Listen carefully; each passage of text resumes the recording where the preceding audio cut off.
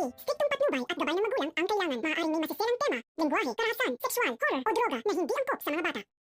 Nagkakagulo nga ngayon ang mga fans nitong si Dara dahil nakita nila itong si Minchi.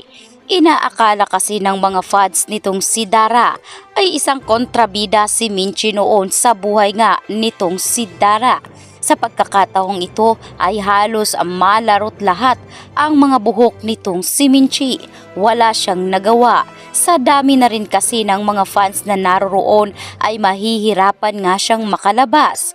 Mabuti na lamang at agad ngang dumating si Dara.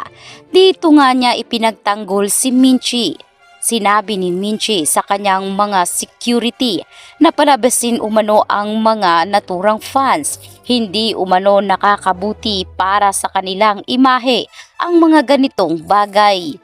Nagulat si Minchi sa ginawa nitong si Dara, lalo't hindi nga sila maayos mula noon hanggang ngayon.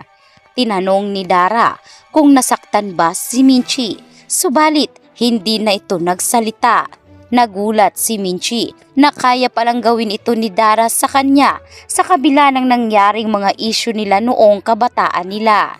Samantalang nakabalik na nga ng grupo itong si Jenny Sikat. Sa pagkakataong ito ay mainit ang pagtanggap sa kanya. Marami rin sa kanyang mga kasama ang natuwa maliban kay Megan. Hindi kasi gusto ni Megan na makabalik si Jenny, lalo pat matatabunan na naman ang kanyang kagandahan. Alam naman kasi ni Megan na kapag naririto si Jenny ay siguradong hindi talaga napapansin ang kanyang sarili. Kaya naman agad ngang umalis itong si Megan.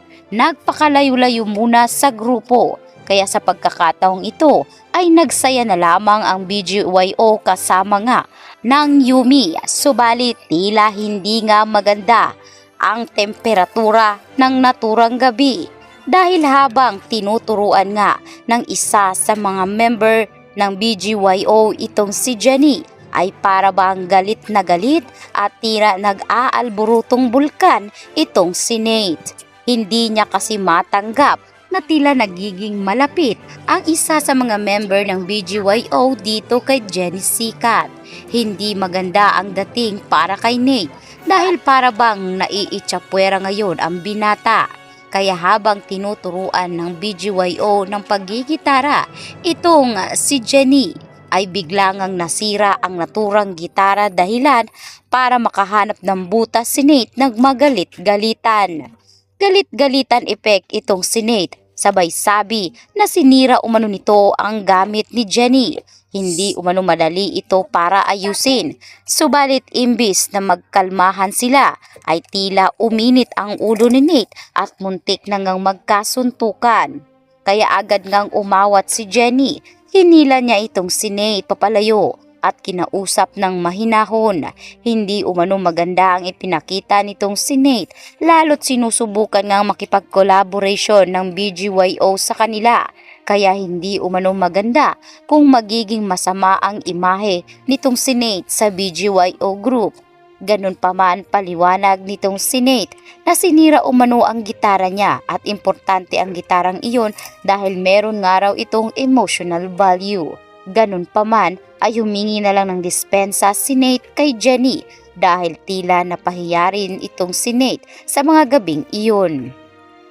Dito na kaya magkakaayos si Megan at Jenny dahil isa nga sa mga fans ay nang loob nga sa pamamahay nitong si Jenny kung saan kasalukuyan ngang nakatira doon ang Yumi Group at habang nagkakausap itong si Jenny at Megan ay nakarinig na lamang sila na tila may kumakaluskos sa loob.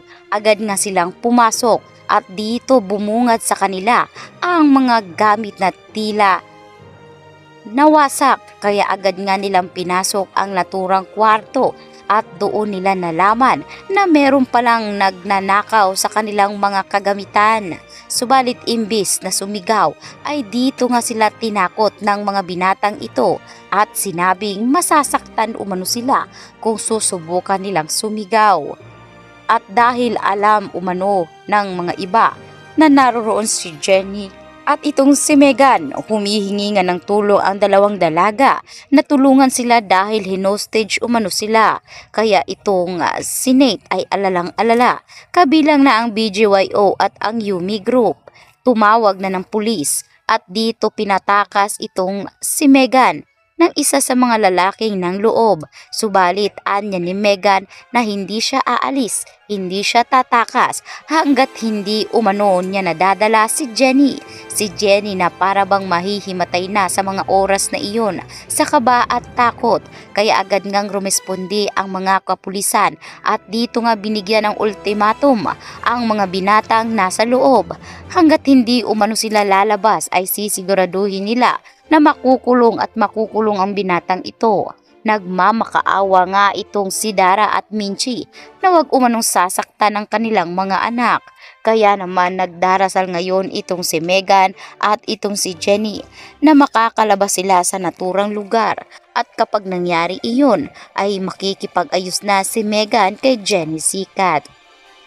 Samantalang dito naman galit na galit at nag-aalala itong si Minchi. At dito na nga siya humingi ng tulong na sana ay hindi masaktan ang kanyang anak dahil hindi niya umano mapapatawad ang kanyang sarili oras na may mangyaring masama kay Jenny.